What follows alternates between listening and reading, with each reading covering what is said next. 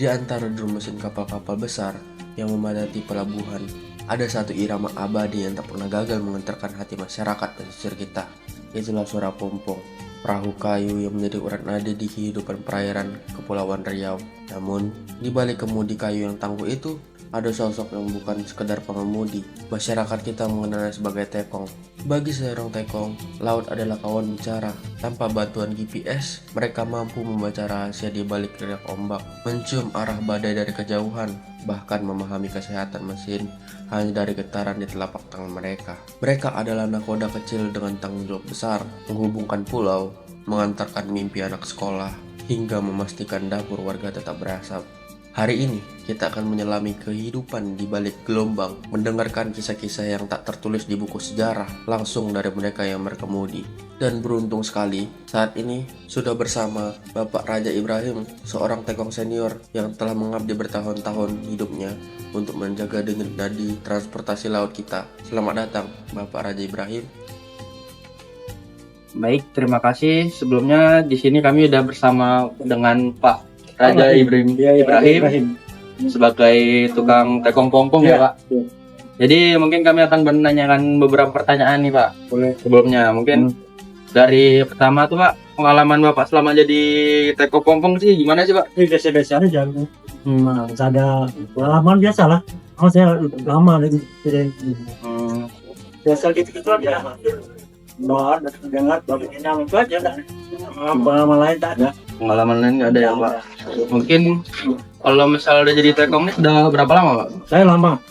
Kalau saya masih bujang, sedang saya punya anak 9 cucu. Berarti lama sekali. Lama sekali ya Pak ya. Terus untuk profesi tukang tekong pompong ini merupakan warisan atau Tidak. Nggak ada ya Pak. Berarti sistem kerjanya itu emang gimana tuh? Bisa dijelaskan Sekarang Pak untuk? kita ada punya organisasi kan. Kalau siapa mau ikut pun tak bisa lagi sekarang. Kecuali misalnya saya menjual nama saya kalau teman-teman enggak. Oh nggak ada. Berarti dia sistemnya kayak kerja di organisasi gitu ya Pak. Organisasi ya. Kalau misal boleh tahu tuh nama organisasinya apa ya Pak? UPPM Ya, panjangan dari Perahu motor apa? Organisasi perahu motor. Itu udah lama Pak? Udah lama. Jadi itu kalau misalnya emang mau kerja dari situ baru bisa jadi tukang tekong ya Pak? Oke, baik Pak. Terus kalau untuk perkembangan tarif sewa tuh gimana sih Pak? Ya, Ada ada tingkat. Kalau kami penduduk penyengat 7.000. Oh, berarti dia beda ya Pak? Beda, karena orang tua hari-hari. Penyengat satu hari 2-3 kali. Sampai 2-3 kali. Tapi kalau pengunjung mungkin setahun sekali atau bulan sekali. Kalau pengunjung 9.000. Pengunjung 9.000 ya Pak? Muatan bisa. Itu kalau misalnya untuk di lingkungan di Pinangnya itu Pak yang 9.000. Ya. Kalau misalnya dari luar misalnya Sama. itu tetap sama ya Pak, nggak ada perubahan Iya. sekali. Oke. Terus kalau misalnya dia dari setahun ini bagaimana perkembangan sosialnya Pak? Ada masalah nggak sih Pak selama setahun ini?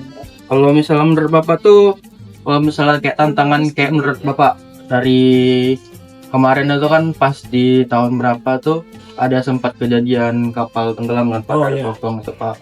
Terus setelah itu tuh sebenarnya ada ini nggak sih Pak kayak penanganan lebih lanjut biar nggak terjadi yang seperti itu? Oke, kalau dulu memang itu musibah, ya tiba-tiba. Tapi kalau sekarang, kalau bisanya tidak memungkinkan, tetap sejalan. Oh berarti Tidak memungkinkan. selagi cuacanya itu benar-benar Tidak memungkinkan lewat, tidak sejalan. ya. Terus kalau misalnya untuk penumpang itu Pak, misalnya kan penumpang maksimal ada berapa tuh? 15. 15 itu kalau misalnya 15 baru bisa jalan ya Iya. Pak ya? Nah kalau misalnya posisi lagi sepi terus penumpang cuma ada kira-kira 5 gitu Pak, itu masih harus tetap jalan juga atau nunggu juga? Tetap jalan, kadang-kadang mereka tambah 15 orang penumpang. Oh jadi kalau misalnya emang nggak ada penumpang, walaupun penumpang cuma 5, kalau misalnya nggak ada waktu langsung gerak gitu Pak ya? Langsung berat, tapi cek penumpang yang nambah. Oh penumpang yang nambah Itu nutup. Yang penumpang itu Tergantung lah, ya. Untuk persyaratan lisensi atau izin resmi dari dinas perhubungan ada nggak sih Pak untuk tekong pompong nih? Kalau itu sebenarnya ketua kami yang tahu, karena dia ini kan. Kalau kami, setahu kami ada, tapi kami selanjutnya kami tak tahu. Itu ketuanya yang tahu. Yang ketua gitu ya Pak. Untuk kalau Bapak sendiri lisensi punya Pak? Kami Kalau dari Sabandar ada, SKK ada. Ada ya Kak. Itu kalau misal prosesnya langsung ke dinas atau ke Dinas, ketua dulu? dinas. Langsung ke dinas gitu ya? Tapi melalui ketua yang ada. Ketua yang ngatur ya? Kalau kami tak tahu tuh. Berarti kalau untuk lisensi yang lebih tahunya ketua Ketua. ya Pak? Terus untuk kebijakan ada nggak sih Pak kayak asuransi selama jadi penumpang itu Pak?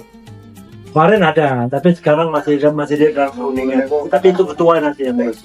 Kalau kemarin itu gimana Pak asuransi? Asuransi kemarin Bang, 1 bulan 6 juta lebih. Kami tak itu dari dinas atau dari ketua? tidak Dari dinas ya? satu orang 4 ya kira-kira sampai itu sampai gitu. Tapi tak. Malah uang kas kami habis ke asuransi itu. Dalam berapa tahun? Tapi kan nanti tapi tak tahu lah dalam perundingan. Ke depannya mungkin Ah. akan di Ya, tapi dalam perundingan itu ketua semua. mungkin Pak ini Pak, ini penutup Pak. Kalau misalnya penutup apa sih Pak harapan besar Bapak untuk penumpang Pompong Pak? Kayak misalnya ada mungkin didukung pemerintah lagi atau gimana Pak? Kalau dulu ada Ada pemerintah kasih kami 10 pun, tapi itu 10 hanya itu aja satu kali. Kami mengharapkan awas ada pernah tanya pemerintah bantu kami jangan berasa tapi sekarang belum ada. Berarti kedepannya mungkin ada buat dari pemerintah. Iya, mengharap juga tapi Untuk Norden. Nordin Ini Ansar tak ada. Berarti kalau misalnya kayak gitu, Pelabuhan ini pelabuhan ini kami bayar sendiri. kami ya. oh dari organisasi berarti? Organisasi. Nah, kemarin kan kami mau dipindahkan ke BUP, jadi tak mau. Dia bilang pelabuhannya mau misalnya kami diambil di sana kami baik sendiri. Dana kami sendiri, kami kerja sendiri. Saya pemerintah tidak ada. Berarti kalau misalnya Bapak nggak dapat pompong dari pemerintah, pompong ini dapatnya Ini pribadi, dari pribadi. semua Berarti pribadi tak ada yang dari mana bantuan tidak pribadi kan sendiri. pribadi. Terus dapatnya tuh dari Bapak bikin ke mana tuh Pak? Pesan gitu ya Pak? Ya pesan kita tempat apa semua kita beli buat second apa semua tak ada, ini pribadi semua. Tak ada yang ini. Ada ya Pak? Ah. Ya Pak. Mungkin cukup dulu ya Pak. Situ ya. Makasih Pak. Ya, sama. Udah ngeluarin waktunya Pak. Dari sosok Bapak Razi Ibrahim, kita belajar bahwa menjadi tekong bukan sekedar pengemudi pompong, tetapi menjaga kehidupan, tradisi, dan harapan di atas laut.